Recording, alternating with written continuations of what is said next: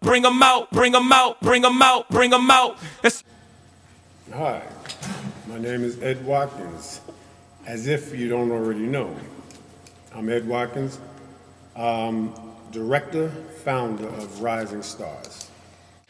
What is Rising Stars about? Rising Stars, I always said that basketball should be used or is used from my organization as a carrot. The carrot to attract young people. And once they're attracted, not only do they learn basketball, but first they learn self-discipline. That's what's necessary. As much as you excel in basketball, it's a must that you excel in the classroom. Basketball. Basketball is one of the hardest sports in the world. And when it gets on different levels, it becomes more important because it becomes a business. So if you choose basketball to be your business, you have to be very bright. What are some of your accomplishments? My own little personal accomplishments are some of the kids that have gone on from Rising Stars to excel in many businesses and many other things besides basketball.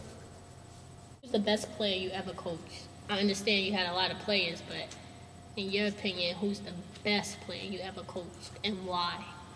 Well, and when you're dealing in longevity, you're going to run into many, many players that's going to please you. I loved watching girls, watching boys, and you know, for me to actually say who was the number one, I can't say that.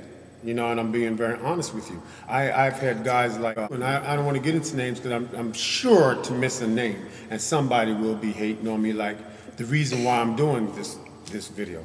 Let's say this, who's your favorite coach on Staten Island? Because we have an understanding that Staten Island basketball and city basketball is totally different. So on Staten Island, who's your favorite coach in your own opinion? Well, again, it's like a two-part question. Like, do you mean my favorite coach being able to coach the style of city players, or you know, the other one, just a person that you cared about and you loved and you know was very special to you?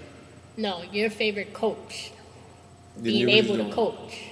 Well, I would have to say. Because not everybody knows how to coach. No, and that's for sure. Because what people don't understand, a coach is no more than a motivator. Okay? You can give the X's and O's, but you have to be a motivator. My own personal coach was my high school coach. And who was that? My high school coach was Larry Anderson. What high school did you attend? Curtis High School. What year? I played varsity 1967 to 1969. Did you play all 4 years on varsity? No. What are your views on the old school versus the new school ballers? Well, I always thought that the kids today are much bigger and much stronger. But my own personal feeling is that they're also much stupid. You see what I sounded like? I think that their intellect isn't up to par as old school kids. If they had the intellect that was in old school, there would be some unbelievable kids right now. To boil it down, to make just to get it down to the point, I would have to say the work ethic. If I was to have to choose between a modern day ball player, especially in street ball, but what do you have to say for those haters and the people bashing your legacy? Well, I'm only responding just this one time to things that I've been told about people bashing me and stuff like that. Listen, I always have a theory which kept me going for 40-something years that if a person can talk about Jesus Christ, despite the things that he's done, they'll ignore all of that, but they'll talk about him. They talked about him. And not only did they talk about him, they dragged him to the street, through the street, and they hung him. I'm not comparing myself with Jesus Christ, but what he's gone through, I've learned and I understand that people are generally miserable and they like to make other people miserable. Now, if I've been out of the way to anybody that's hating on me, I apologize. That's all I can do. I've heard people say that they remember back in the day, I believe it was in 1968 or 69, or even in the early 70s, I used to have multiple teams, you know, and I used to cut kids, even after having an A, B, and sometimes a C team. And this one guy said that he came down from school, he was going to Curtis High School, and he had this girl with him. Mm-hmm. And he said that he went into the park to look at the list to see if his name was on there, if he made the team. and he didn't find his name.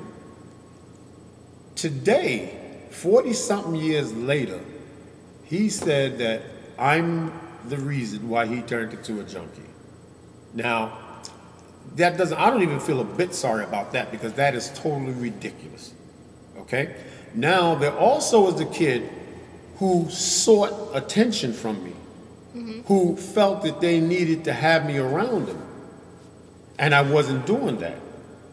Okay? So, once again, you know, they became a hater of me. And these are probably some of the haters that made some of the comments that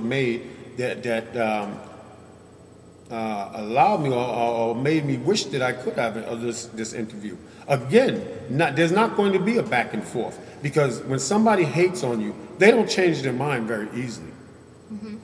And if I say something to a girl that's out of the way, I will apologize. But I have said things that wasn't right, but I don't know whose interpretation is flirting.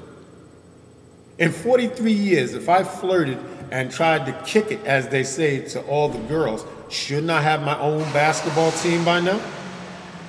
I should have a whole team plus some reserves. You know what I mean? Yeah, that's But true. you know, people will say things, anything to destroy someone's reputation. Now, I also believe that you could destroy my reputation, but you can't destroy the godliness that lives within, that has kept me doing this for 43 years. I have a question, because a lot of us is using your term, you got to be seasoned to be in the game. So can you please explain to everybody what the season means? Well, I saw some of, I think it was the Pimp Chronicles, and the guy, the bishop, was saying, he was being interviewed, and he said that, you know, I had a girl that they take the girls down to the precinct and they lock them up, and then they bring me down, and you know, they lock me up, and then they let the girls out, and they come around to see me, and they say, look at that monkey in the cage, look at that monkey in the cage. And mentally that would break you down, because you have all your girls believing in you, looking at you in a cage, you know. And then also, let me just remind you, I'm talking about something I've seen. I'm not a pimp, so please, haters, don't say Ed's a pimp. Okay? I'm just telling you where the word season came from. And you know, he was going on, and I found it extremely interesting. He was saying, like, yo, he didn't want to do this no more. And he said the police used to take toothpicks and break it off on the lock of my Cadillac, my brand new Cadillac, and all this. But what got me was when I came home and my partner blew his head off. He was involved with the game. When you're involved with the game, you get mixed up in a lot of other things, and he got mixed up with crack. And he became so involved with crack that one day he couldn't take it no more, and he put a shotgun in his mouth and blew his head off. And then he shook his head. And he said, you got to be seasoned to be in the game. And you know what? I took that and I looked at basketball. And when I used to play basketball, I loved rebounding. I loved nice no-look passes. I loved the jump shot. Was sweet. I loved all that. And you have to be seasoned to love all of these things in basketball. If you like shooting, then you really ain't seasoned. If you're not willing to go across the water or upstate, you know, somewhere where there are ball players, where it's like you come out with maybe a sore rib or a bruised arm or blood in your nose or something like that, and you go out and then you go home, wipe that stuff off and come back tomorrow and you're right back in, that's when you're seasoned. That also includes about talking about people. You know, when you find yourself having to talk about someone, that means you're missing something in your life. Because there's one thing, I have longevity, all right? I've been existing, this is my 44th year. You know, well, whoever your God is, whether it's Allah, Buddha, Hare Krishna, whoever your God is, would not allow you to function 43 years. Everybody, if they know all this stuff about me, they should also know about how I spent time being dialyzed because my kidneys failed. There was a lot of things that was happening that I shouldn't have been able to function like I did, but I did because of the guy. Yo,